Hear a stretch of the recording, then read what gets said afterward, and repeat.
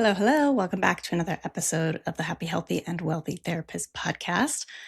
Okay, I am going to start today with a confession.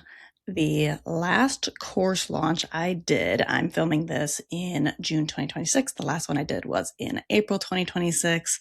And during that launch, I was not posting every day. I was not showing up in stories with a countdown sticker. I was not doing a 5-day challenge or hosting a pop-up community, any of those things that the online business gurus are telling you is the only way to have a successful launch. I was honestly chilling, more than I expected to be. I actually reached out to my coach multiple times during the launch to be like, I forgot to post about it. I feel like I'm supposed to be doing more. Should I be doing more? I was working, don't get me wrong. I wasn't on the beach with the margarita, but I was working and chilling, and the launch still worked. I sold 37 program spots and made over $35,000 worked. And I want to talk to you about why, because I think there's this really pervasive myth in the online business space, and especially in the therapist turned entrepreneur space, that a successful launch is about what you do during the launch, right? It's about the emails, the posts, the stories, the energy. But I'm going to make the case today that a successful launch is actually built in the months before you ever open a cart. And the tool that does most of the heavy lifting, it's not Instagram, it's not Reels, it's not even your email list technically. It's long form content, specifically a podcast, but also a YouTube channel, a blog, a newsletter if you write them. Anything that gives someone extended time with your brain. Today, we're going to talk about the difference between nurture content and conversion content, why the metrics on nurture content are going to make you feel like it's not working, even when it actually is working harder than anything else you're doing, and how I've used this podcast specifically to fill a lot of things that I'm offering, whether it's my mastermind or a course launch. And again, I basically just get to chill a little bit more. And I'm going to do that with an asterisk at the top of chill for me means I still have anxiety about, is this going to work? Is it going to sell or is it going to flop? So it's not I'm carefree, but I'm not freaking out and it is still working. So that's kind of my definition of chill in this episode. So let's dive into it. First, I want to define some terms because I think a lot of people use content as this catch-all word, and then they wonder why some of it is converting and some of it doesn't, and none of it feels consistent. There are basically two jobs content can do. Job one is conversion. Conversion content is designed to get someone to take a specific action right now, right? Buy this, book a call, join the waitlist, click the link. It's the email launch sequence. It's the Instagram post during a promo. It's the sale page, the webinar, the live training. Conversion content is for people who are already pretty close to a decision. They just need to be pushed over the edge. Job two is nurture. Nurture content is designed to build a relationship over time. It's not asking for anything right now. It's just showing up, teaching something, sharing a perspective, being a voice in someone's life consistently enough that when you eventually do put something out there to sell, they already trust you, they already like you, they already feel like you get them and what they're going through. So here's where most business owners, and honestly, most coaches who teach business, screw this up. They treat all content like conversion content, or they treat all content like nurture content. And then they wonder why either nothing is selling or why they can't build momentum between launches. And the thing is, you need both. You need nurture and you need conversion content. And they serve completely different timelines. Conversion content starts and serves the now. It converts the people who are already ready. Nurture content serves the future. It builds the audience who will be ready later. And this is where long form content, so again, podcasts, blogs, newsletters, becomes so powerful because a podcast episode is not going to go viral. It's probably not going to get a ton of shares. It's probably not going to get a flood of comments. And if you're measuring the success of this podcast the same way you'd measure a conversion email or a promotional post, you would think it's wrong, right? I have been putting out episodes since December 2025, and I think my numbers just crossed 7,000 downloads. So that's 7,000 downloads in about 7 months, which is amazing. I'm excited for that. I don't exactly know what to measure it against, but the point of this podcast is not, ooh, this episode is going to go viral. Like, I hope as many people listen to it as possible to hear this message. But I think each episode in and of itself usually gets around 200 downloads. And again, I'm early in my podcasting days, so that could change with time the more I grow it. But that doesn't mean it's not working for the purpose it's intended to work. I do these podcasts and then I have people, reach out and do a discovery call for my mastermind and say, oh, it's like every podcast you recorded was speaking right to me. Or people who buy into my therapy intensives program is like, it's this episode I listened to that really landed with me and why I'm ready now. So if you're looking at virality as the only metric of success, that would be a big mistake, because long form content does something that short form content like an Instagram reel literally cannot do. It gives someone 20 to 30 minutes inside your brain. So I want to talk even more about metrics for a second, because I see this derail a lot of therapists who are trying to do content marketing. And to be honest, sometimes I'm victim myself of, oh, that reel only got 200 views. Oh, that thing, nobody commented on the ManyChat trigger word or whatever. And the thing is that we are trained by every platform, by every marketing bro on the internet to equate reach and engagement with impact and ROI. And for conversion content, that is somewhat true. If nobody sees your promotional post, nobody buys from your promotional post. But for nurture content, reach is not the metric. The metric is depth of connection. Think about it this way. I would rather have 200 people listen to this podcast episode all the way through and feel genuinely understood than to have 10,000 people see a reel and scroll past it in 0.3 seconds. Right? Like, because the 200 people who listened all the way through, they know me a little bit better now. They can trust me a little more. They've heard me explain something in my own words and work through nuance, maybe make a joke, be a little unhinged about pricing ethics. They've experienced my brain for half an hour. The 10,000 people who watched a reel, they know I exist, right? They maybe recognize my face, but that's about it. And when I open a cart, the 200 people who listen to a podcast episode are way more likely to become a buyer more reliably than the 10,000 people who just recognize my face. So there's actual research on this. The concept is sometimes called parasocial relationships. Podcasting and YouTube create them faster and more deeply than almost any other medium because audio and video feel intimate. People are listening while they drive to work, while they do their laundry, while they exercise. You're in their life in a way that a graphic post in a feed is just not. So when the download numbers aren't where you want them to be, or when no one's commenting on your episodes, I want you to resist the urge to conclude that the podcast, the newsletter, whatever it is, isn't working. And instead ask yourself, are the right people listening? Are the people who are listening showing up differently when it's time to work together? In my experience, yes, basically every time. Okay, so I want to get personal here because I think that this will land more than just me talking a little bit more theory. So the Happy, Healthy, and Wealthy Mastermind is my highest touch, highest investment offer. It didn't have a big splashy launch. The very first time that I did it it started October 2025, but I started talking to people about it in June 2025 because I wanted it to be more personal. I wanted it to be people I've already talked to, people I've been working with in my intensives program. And so even though we technically as a team, we were working on building up a launch sequence, we were working on, do we do a webinar for this or not? But I did not do a webinar for it. I hardly did a launch sequence. I maybe sent out like 2 emails, put a couple things on socials. But what it did have promoting it was organic social media, where I was focusing more on doing talking style reels. I was working on showing up more in stories. And I also had my email list where I send at least weekly newsletters.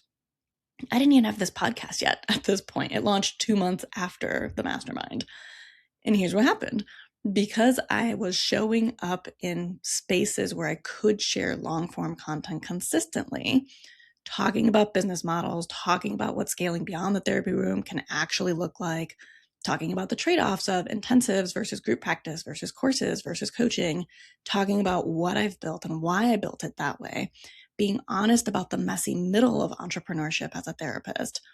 And somewhere in the process of me just doing that, the people who were a fit for the mastermind self-identified.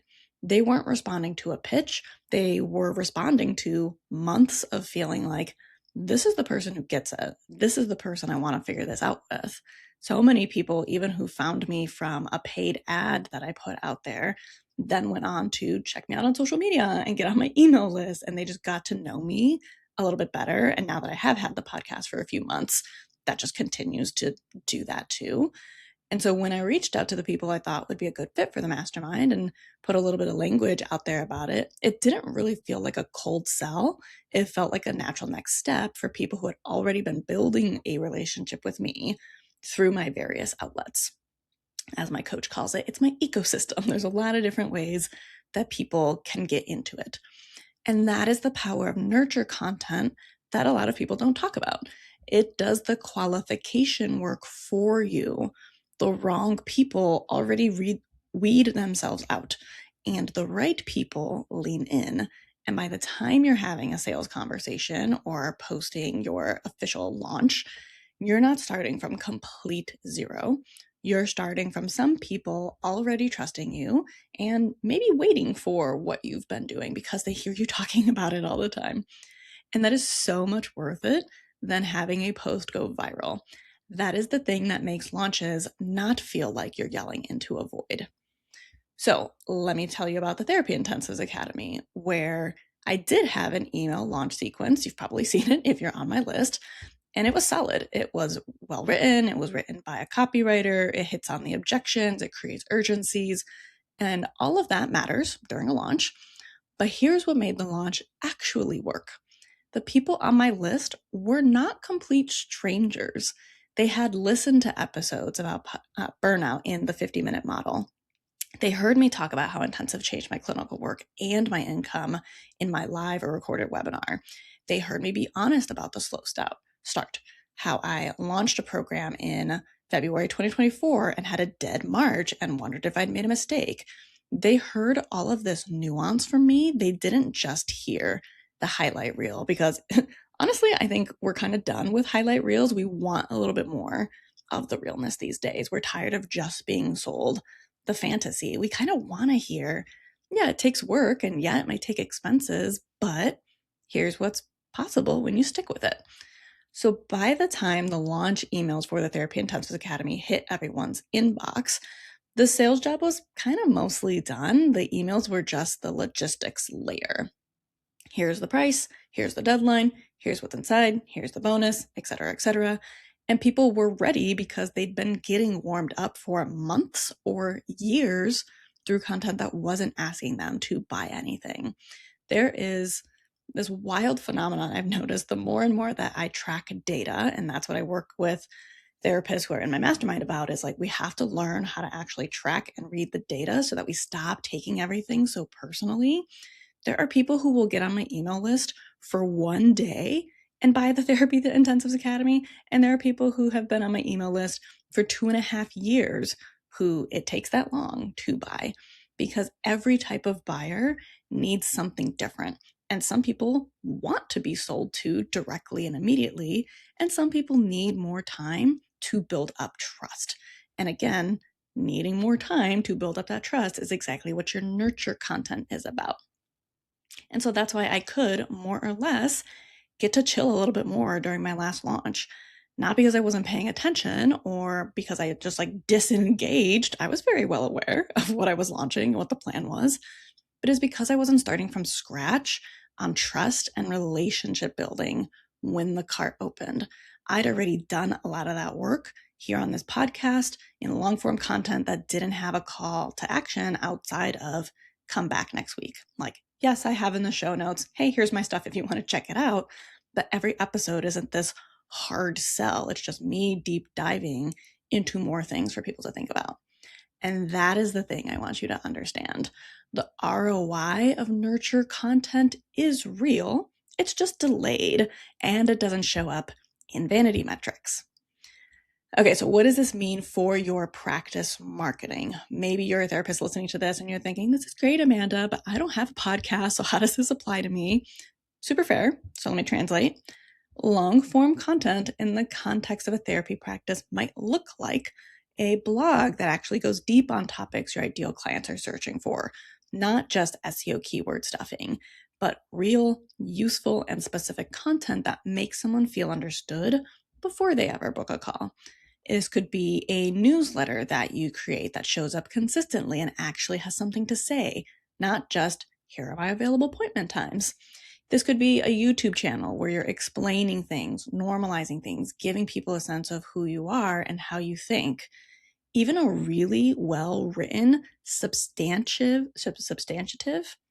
I can never read that word, substantive about page or FAQ page on your website is a form of long-form nurture content. So the principle is all the same. Give people extended time with your brain and your values before they're deciding whether to work with you. And the decision becomes so much easier for both of you. This is, by the way, a big part of why SEO-driven content marketing works so well for therapists. Because when someone finds your blog post because they search what to expect from EMDR therapy at 11 p.m. because they can't sleep and they spend 20 minutes reading what you wrote, they're so much more likely to book a consultation than the person who saw your Instagram post in a scroll. Because you've already started the relationship. You've already shown them that you know what you're talking about and you understand their specific problem.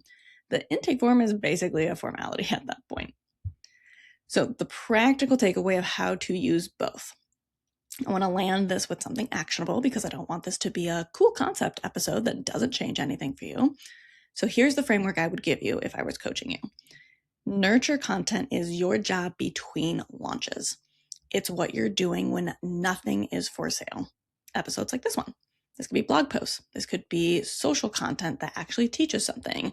This is the work that makes launches feel less like you're begging and more like you're opening a door for people who've been waiting for it.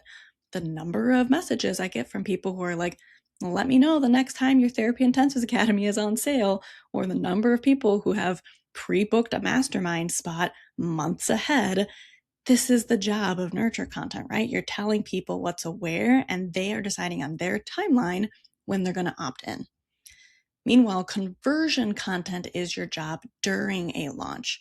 Emails, sales page, promotional posts with actual CTAs, urgency, bonuses, FAQs, all of that. This is the logistics layer and it matters, but it works so much better when the nurture layer is already in place. And here's the key thing. You cannot skip the nurture layer and then wonder why your conversion content isn't converting. If people don't know you, trust you, feel like you get them, even the best copywritten sales email in the world is going to land with a thud. So if you're heading into a launch in the next few months, whether that's a course, a mastermind, a group program, VIP intensive package, whatever, ask yourself, what have I been doing to nurture people on my list or in my follower account? What have I been putting out there that has zero ask attached to it that just gives? And what does my audience know about how I think, not just what I sell? And if the answer is not much, well, that's not a reason to panic. That's just information. So start now. Start committing to showing up consistently in a format where you can go deep. This podcast for me is that format. For you, it might be something different. But find it, commit to it, and trust that it's working even when the metrics make it feel like it's not working. Because the metrics will eventually catch up. And when they do, your launches are going to feel completely different. Okay, so that's what I've got for you for today. Nurture versus conversion. why long form content is building something the algorithm can't measure, and how getting to chill during a launch is less about luck and more about the work you did months before the cart ever opened. If this episode landed for you, I would love you to share it with other therapists who might also need to hear this message, because sometimes all it takes is a reframe, and this might be helpful for someone else to hear too. And if you're at the point where you want more personalized support, building this out for your practice, figuring out your nurture strategy, your offer suite, what scaling actually looks like for you specifically, head to the show notes to learn more about my live workshop on July 17th or my Happy, Healthy, and Wealthy Mastermind, which has a few openings for an August start date. I'll be back tomorrow with more in my Summer Spark series.